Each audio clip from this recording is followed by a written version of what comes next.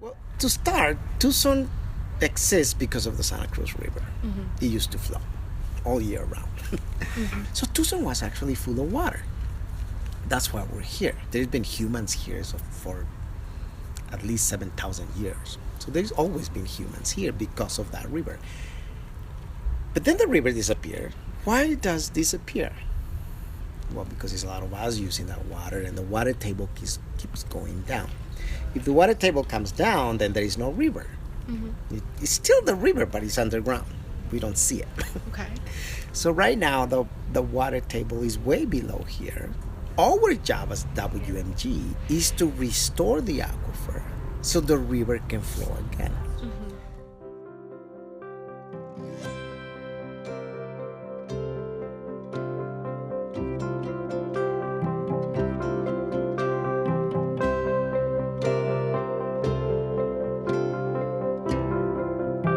The Santa Cruz is a binational river that flows in both the United States and Mexico. It is not vast, wide, nor deep, but in many ways it is miraculous. That's no exaggeration in a landscape that is beautiful but harsh with the stench of drought. A landscape that has witnessed thousands of deaths. But somehow the Santa Cruz's trail of water exists, giving life to a place that would otherwise be completely deadly. Those are some of the sentences in my photography book, Santa Cruz, which is what I will be discussing today. My name is Angela Gervasi. I'm a writer and photographer and journalist, and I want to thank you all for being here today. I know it's a little bit different now that we're all looking at our laptop screens, but I'm still very excited to talk about this amazing, bizarre, fascinating river and how it plays in the U.S. Mexico borderlands. So a little bit about me. I'm a journalist, writer, and photographer, as I mentioned. I do radio production and videography. I'm currently based in Philadelphia, kind of waiting out the COVID situation. Over the past 3 years, I've been able to shoot, a ton of different stories. That's how long I've really been doing photography at this point. And I've done stories on community gardens, on food, which is always really fun, on public health. I've been able to do some work reporting in Cuba. But really before any of that, I was a college student who really needed a summer job or summer internship. I was applying to so many different things and coming up dry. So one day, I just typed this into Google, border internships. And I knew I wanted to learn more about the U.S. Mexico border. I wanted to improve my Spanish, definitely. And again, I was studying journalism in college, so I wanted to go somewhere where I knew there would be stories, which you can go anywhere and find stories, but I was particularly interested in the border.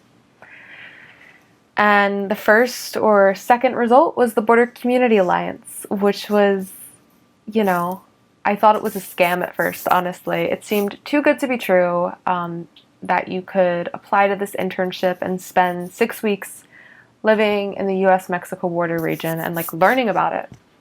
But I applied, and luckily it was not a scam, it was real.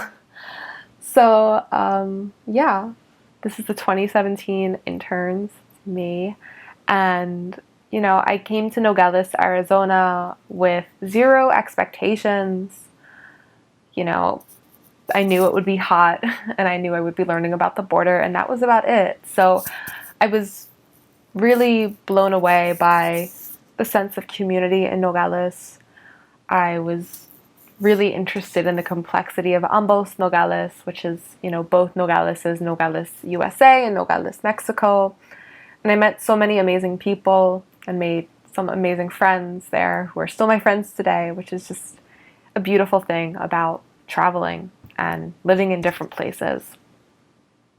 And so I didn't really have much photography experience when I first got there. This was summer of 2017, and I just shot photos when I could and interviewed a lot of people.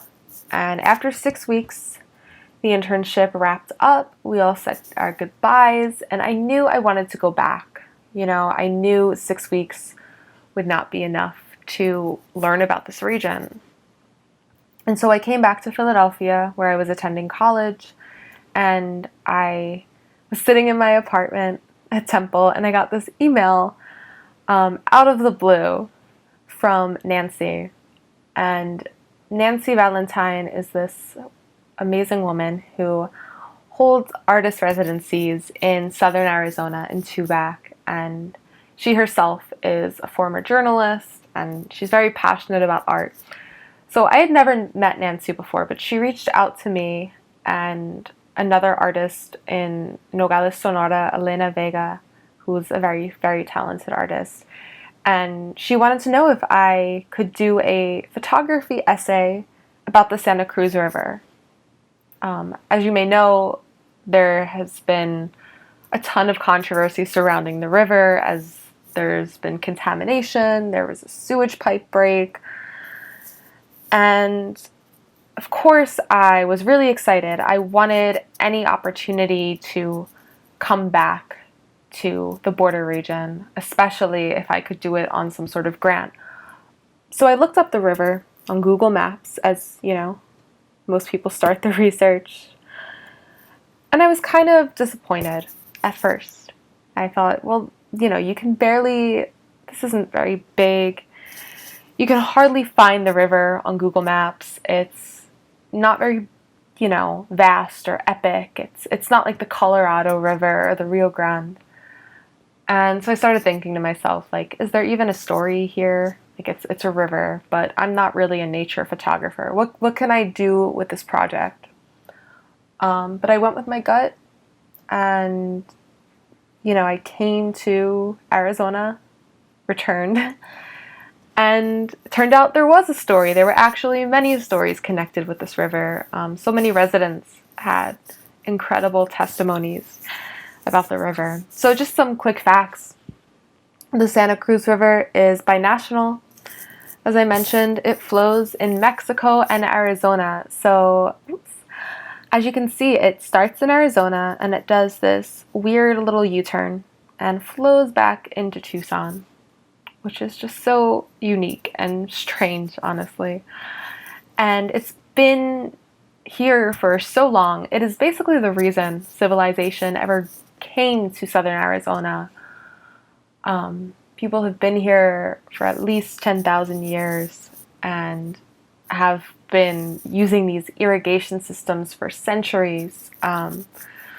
When the missionary Father Kino made it out to Arizona, he saw that the native indigenous people were already using irrigation systems that they had set up. So they had been making use of this river for a very long time. And the river, you may or may not know, has been sinking for decades. As more people flock to this area, there's more agriculture, more river water is being used. It's being pumped to fit the needs of surrounding residents. And so that water level has been sinking. So I came out to the desert in December of 2017, and I had about 11 days to shoot this project. So I don't know if this is the best method for every photojournalist, but I just shot whatever I could. I was constantly shooting. One thing I was really struck by was the desert landscape, of course, and how, all of a sudden there's a river in Tubac, just this quiet stream, and that's the Santa Cruz River. And it's incredible because within a mile, the landscape goes from desert to this almost mossy riparian habitat. One of the first people I talked to for this project was Daniel Judkins, who is a historian, and he actually walked the entire length of the Santa Cruz River over a couple months, I think 1 month. And he told me that rivers in the desert region are so much more precious because they're rare. Just a little bit of water where you have none is just overwhelmingly important, which I thought was pretty interesting.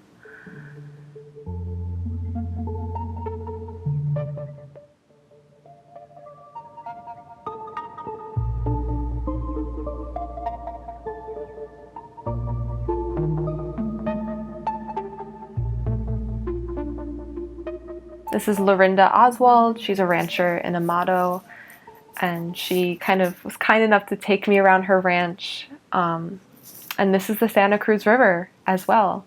It's a dry riverbed. And she was telling me how sometimes the river just floods when there's a monsoon, and the water flows so quickly that the ground doesn't even have time to absorb it. And Lorinda had all these old maps in her ranch, kind of showing how the river's direction has slightly changed over time because people have attempted to straighten it out to make irrigation more efficient, which has made the flow even faster, according to Lorinda Oswald. This is Cristobal Lagunas, and I connected with him in Nogales, Arizona, and he just had a lot to say about the river on a more, I guess, ideological level. Cristobal is originally from Chile, and he came here as a child. He was kind of brought to the United States with his family and grew up, in adjusting to a new country. And, I remember him telling me the first time he saw the border wall, he thought it reminded him of like the Great Wall of China. And, in regards to the river, Cristobal kind of looked at it as this natural thing. He said, water is life. So that's meant to bring some sort of sustainability to the people who are from here, regardless of which side of a made-up wall you stand on. So that was Cristobal's take on the river. It's kind of this natural, kind of unassuming thing that defies the U.S. Mexico border. And there it is. That's the border wall. And that sliver of blue is, again, the Santa Cruz River. It doesn't really seem to realize that there's a border. It has existed long before. And this is rancher Tony Sedgwick, who was a huge help with this project. We actually drove around in Mexico together, which was awesome.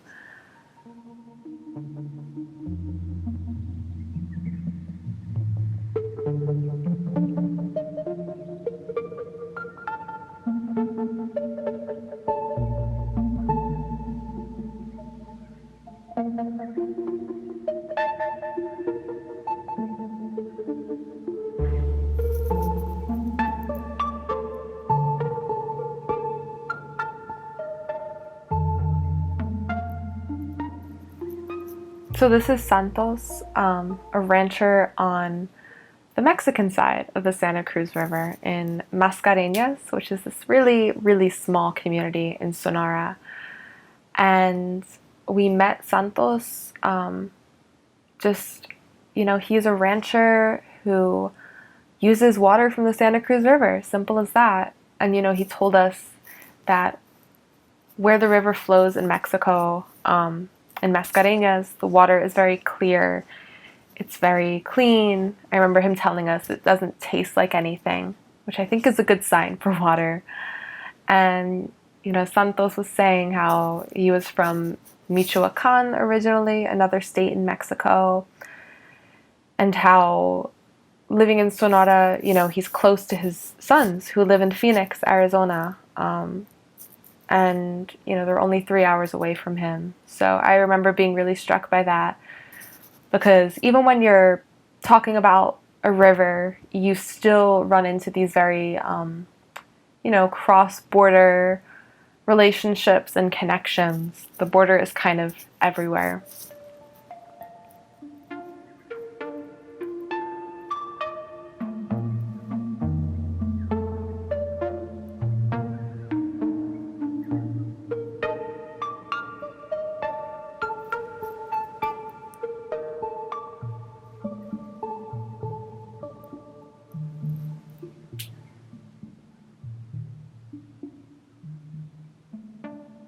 So this is Joaquin Morieta. He is a cultural ecologist with the Watershed Management Group. Now we're back on the Arizona side in Tucson. So Joaquin, has this huge role in water conservation, and his mission is really to revive the Santa Cruz River. As I mentioned before, it's been sinking. So the Watershed Management Group has been promoting rainwater harvesting, which is when you take your rainwater and you store it in tanks and you use it, which is so interesting. And so the Watershed Management Group actually has these really cool headquarters where it's 100% dependent on rainwater. It doesn't use any water from the ground. So he was demonstrating how you can wash your hands with rainwater in this picture. And Joaquin also told me about how he grew up in Sonora by a different river than the Santa Cruz, the Sonora River, and how he would sit as a child with his mother and she would say to him, in Spanish, that the river was flowing and it was flowing towards the ocean, and that's a happy river, she would tell him. So in his mind, his mission is to bring happiness to the Santa Cruz River. This is Peg Bowden, and I had met her from the BCA internship, but she told me she had a couple stories with the Santa Cruz River. And so she had this very life-changing story involving the river. Peg was living on her southern Arizona ranch, and she looked out of her window or her door and she saw Juan Carlos, a migrant. He had been crossing the desert and he showed up at her door. And Juan Carlos had been walking for a while.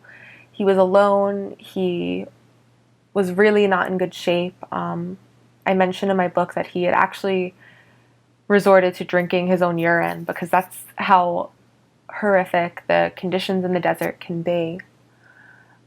And Peg took him in, gave him food and shelter and, of course, water. And she tried to help him. So she drew this map of the Santa Cruz River for him and told him to follow the river because that would bring him north. And Peg actually ended up writing a book about it called A Stranger at My Door. But when she told Juan Carlos the name of the Santa Cruz River, he got so excited because in Spanish, Santa Cruz translates to Holy Cross. And he saw that as a sign that he would be okay. Eventually he did get deported, but he and Peg are still in touch, which is really just an interesting story.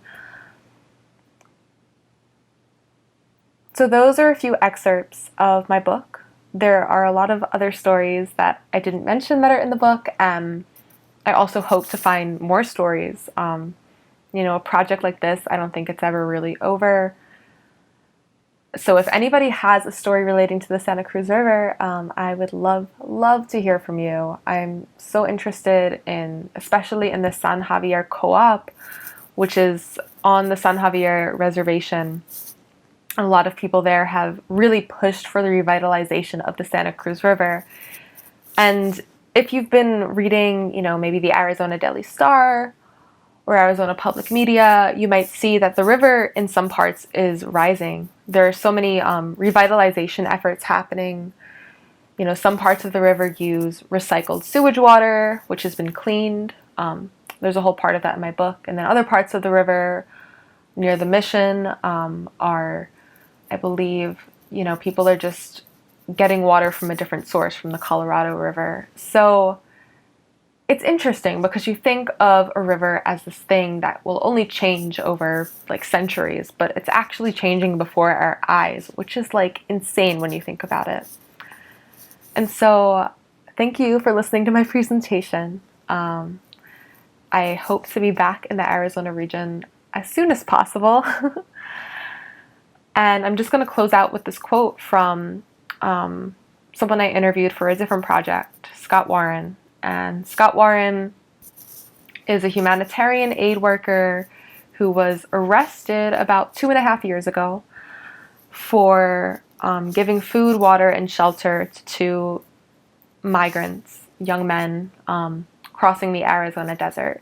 And while Scott and I did not talk about the actual Santa Cruz River, we talked a lot about the significance of water in the desert.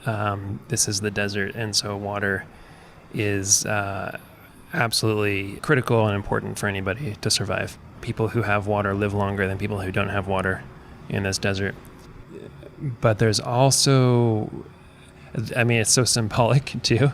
Like, you don't need the symbolism here in the desert, but like the symbolism of offering people water, like water is a kind of currency that's important in this place. And I also feel like it's kind of a sacred act of like sharing water, sharing clean water with people, whether that's like directly handing water to folks or putting water out in the desert and having people come across it. It does feel like kind of a like sacred act, like a bond with people. Okay, thank you so much for your time, and I would love to answer any questions you have. Stay safe out there.